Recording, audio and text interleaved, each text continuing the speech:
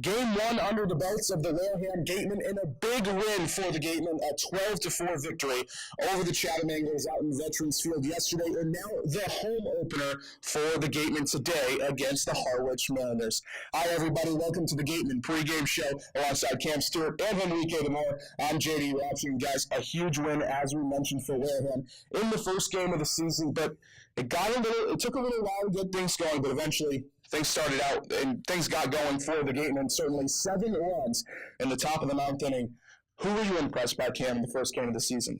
Well, I was impressed by those Team USA guys coming in. Obviously, Andrew Vaughn was our player of the game last night. A little off balance, maybe a little bit lost the bat speed, a little rusty at first, but he came through with the big hit in the 9th inning to blow it wide open, that grand slam, that rocket down the left field line. But it seemed like all the guys were comfortable. He and Stott and Packard were just a little bit rusty, but overall comfortable. So I want to see what we can get out of those guys for the weeks that they're going to be here in Wareham and here on the Cape. Certainly a good start for them last night. And certainly it was a good start for the Team USA guys, but one guy that impressed that's not a part of Team USA and has been on the Wareham roster all season thus far was Oliver Dunn out of Utah, the second baseman. Henrique, big game for him yesterday. Absolutely, he had the home run, scored 3 runs on 2 for 3 there. It was really impressive to see him, especially in those early innings when things weren't going, like you said, it was a lot of uneven runs. The offense was a little sloppy. It got the job done, gave the game a 3-0 lead. But Dunn was a big part of keeping the offense consistent. Showed some power, showed some speed as well. It was good to see guys like him, like you said, not the conventional Team USA cut from that cloth, contribute in a solid way. And 12 runs for the Gatemen, so the offense was working on all cylinders, at least toward the end of the game. But another impressive thing, I think Joey Matulovic was incredibly impressive in this game, Cam. Yeah, he had all his pitches going last night. I know we were talking about that on the broadcast. That hard slider was really working for him, and the fastball, he was just picking his spots with it, and he was doing so well. The control was on point. Was really breezing through those first 4 or 5 innings there for the Gatemen, and had themselves a comfortable lead that was brought down. It was cut down to a 1-run game going into the 9th before, again, they blow it open. But he really did. I mean, he kept them in the game. You're not going to log too many innings out of these guys all year in the Cape League. To get 4 solid innings from a guy like Matulovic, that's a great way to start the year. And, of course, the 4 solid innings for Matulovic. But then the bullpen really backed him up. Brendan White, as well as a couple of other guys, Jared Horn as well. The bullpen was pretty impressive as well. I agree. To keep that lead as slim as it was, and the important thing is they never got behind. So from the offensive perspective, even on the other side of the coin, it was good for those guys to bat comfortable and feel like they're playing from behind. All of a sudden, you got pressure on you, and the script gets flipped so quickly like that. But, it was a little shaky at times, but the fact of the matter is they gave up 4 runs the whole game. You'll take that any day. A couple of times, the Anglers were able to cut it to a 1-run lead. What was impressive about the mental fortitude for the Gatemen to be able to keep it within just 1 run? I think you have to look at the fielding as well, because you saw a couple of shaky plays, a couple of defensive lapses, even from Stott, who was a stud at the plate, but had himself a couple of lapses of judgment in the field. So I think not letting that get to things, or get on the mental side of things, and taking that to the plate, right? And as a pitcher, I was impressed by, like you said, the bullpen. I think you got to give them some props and mental fortitude for not allowing the fact that their defense maybe wasn't perfect as it should have been, to allow them not, to keep hitting their spots and stuff like that. But, of course, it's just Game 1 for the Gatemen. Game 2 coming up later today against the Harwich Mariners. So, all in all, a very impressive game number 1 off to a 1-0 start by the Wareham Gatemen. All right, we're going to take a quick break here on the Gatemen Pregame Show. Coming up on the other side, we'll hear from our sideline reporter, Mary Otis. You're listening to the Gatemen Pregame Show on the Gatemen Baseball Network. Earn a bachelor's or master's degree, complete a certificate, or take a single course through the Division of Continuing Education and Graduate Studies at Curry College. Classes run days, evenings, and weekends in Milton and Plymouth. To learn more about programs in business, criminal justice, education, nursing, and more, visit curry.edu. Urgent care is now available at 4 Cape Cod healthcare locations: Hyannis, Falmouth, Sandwich, and Harwich. Open after hours and weekends. Staffed by ER physicians, expert care when you need it. Learn more at capecodhealth.org/urgent care. Hi, and welcome back into the Gatemen Pregame Show. I'm Mary Orders, and I'm joined by Wareham second baseman Oliver Dunn. Welcome, Oliver.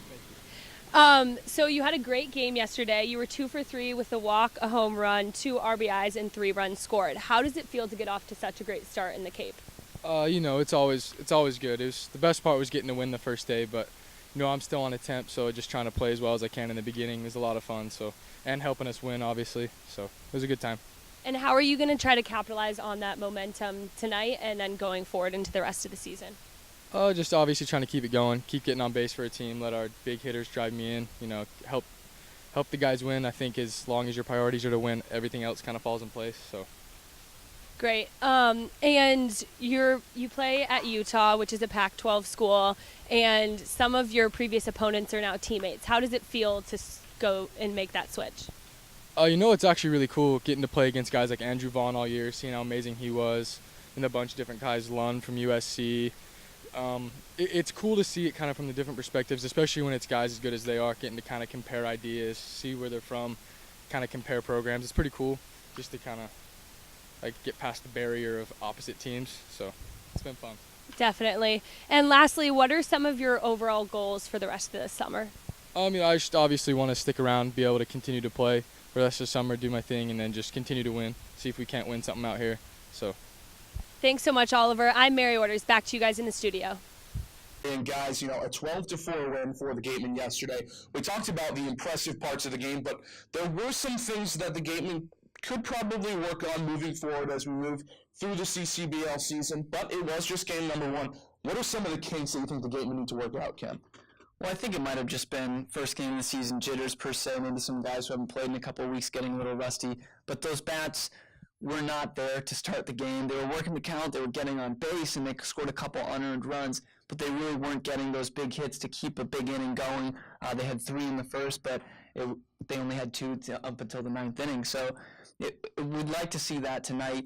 2-out hits, extra base hits. Just keep the line moving, as we say so much during our broadcasts, and just don't worry about, or don't have to focus on just walking 3 times to load the bases, you know what I mean? Just keep those runs coming in. Crooked numbers, as Roger Clemens likes to call them. Some more of those tonight before the 9th inning would probably be pretty nice. Not try to rely so much upon the pitchers of the other team making some mistakes. But it wasn't a perfect game for the Gatemen pitching staff either. Of course, Chatham had those struggles, giving up 12 runs, but it wasn't perfect for the Gatemen either. Jared Horn struggled a little bit in relief, Henrique.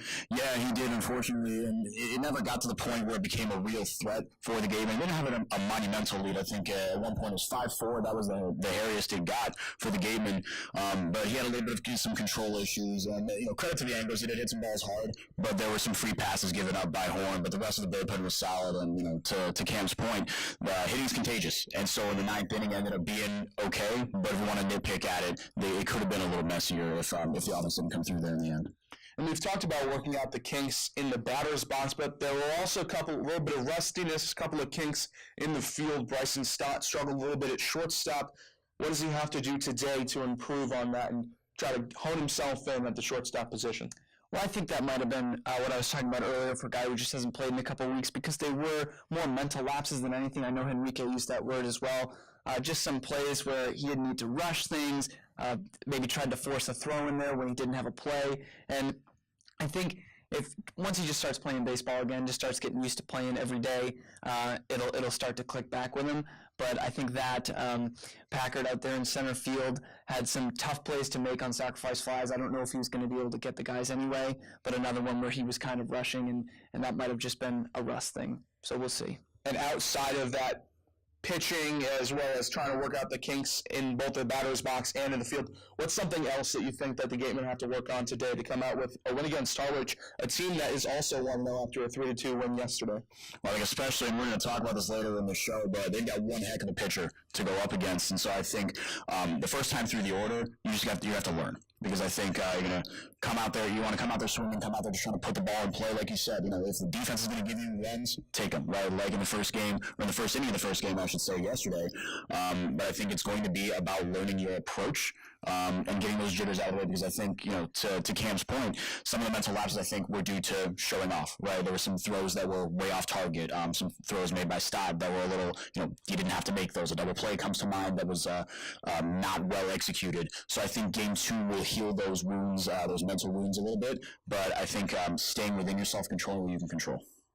Control the controllables, the aforementioned, the always mentioned athletic adage. And, that's going to be one of the things that the Gatemen are going to have to do today. Listen, we might have had a bad game yesterday. Not even a bad game. 12-4 win. How could we call that bad? We might have had a couple of slip-ups here and there, but those are certainly things that they can clean up on. All right, we're going to take another quick break here on the Gatemen Pregame Show. On the other side, we'll hear once again from our sideline reporter, Mary Orders, and we'll get these guys key to the games coming up on the other side of this break on the Gatemen Baseball Network. Folks, after the game, be sure to visit El Mariachi on Main Street for the best Mexican food in Wareham. The cantina provides a delicious late-night snack accompanied by fun cocktails. Make sure you sign your child up today for the Gatemen Robertson's GMC Youth Clinics. This year we have 5 one-week sessions for children 5 to 14. We also have 2 special sessions for hitting and pitching open to teens. Registration is available online at gatemen.org or through forms available at the merchandise booth. Hi, and welcome back into the Gatemen Pregame Show. I'm Mary Orders, joined by Ken Waldichuk, left-handed pitcher for the Gatemen. Thank you for being here, Ken. So you're coming off a great season at St. Mary's. You were named second team All-American. How are you going to try to use that momentum to capitalize on it for the Cape League? I'm just going to try to keep on pitching my strengths and just hope that my defense does a great job of getting outs. Great. And you're coming from the West Coast, WCC, which is a mid-major league. How does it feel to be playing against guys from the Big Five? I feel like people are going to be trying to showcase their talents more. On the West Coast, it's more of a scrappier type of ball play. While on this side, or on this coast, I feel like it's more of trying to throw hard and guys trying to hit the ball far. So what are some of your goals moving forward for the rest of the season then? Just to improve on my command, maybe get the velocity a little up and have fun. Great. Thank you so much, Ken. I'm Mary Orders. Back to you guys in the studio. Thanks so much, Mary. Wrapping things up here on the Gatemen Pregame Show with Ken and Henrique. I'm JD. And, guys, we've talked about the game from last night, that 12-4 win over Chatham. But how about we get to the game on hand today? The home opener for the Wareham Gatemen this season, going up against the Harwich Mariners, a team that is also 1-0, as we mentioned, a 3-2 win over the Orleans Firebirds. Definitely a little bit of a different kind of game. The Gatemen game was kind of an offensively driven game, especially in that top of the ninth inning. The other game, the Harwich and Orleans game, much more pitching driven, a bit of a pitcher's duel, and we could have something similar tonight with Ken Waldichuk for Wareham projected to go on the mound, and then we've got Ricky DeVito projected to go for Harwich. And Ken Waldichuk had a fantastic season this year at St. Mary's. He sure did. It's going to be really exciting to see him for a couple weeks here for the Gatemen. Just a tremendous season, as you said. Workhorse, though, 92 innings pitched. But when you throw almost 120 strikeouts in that span, you're going to keep pitching. An ERA of 2.05, which is actually up from his freshman year stats. That's pretty impressive. 8-4 record as well. So I think we'll see a lot of swing and miss stuff tonight. See how far he goes with those 92 innings under his belt this season. But he sure is a special one coming in for Wareham. And then on the bump today for Harwich, projected to be the right-hander from Seton Hall, Ricky DeVito. And if Ken Waldichuk had an impressive season, Ricky DeVito's might actually have been better, Henrique. It was really, really good, to say the least. He was a first-team All-Big East Pitcher of the Year, and second-team All-America, according to Baseball America magazine. But he had a 188 ERA, which is, like you said, even better than Waldichuk's, if you can imagine it. 67 strikeouts over 62 innings pitched and 22 walks to boot. He really does have awesome stuff. It's not as much swing and miss stuff as Waldichuk, but the point is he gets outs, and with a 188 ERA, I think that speaks for itself.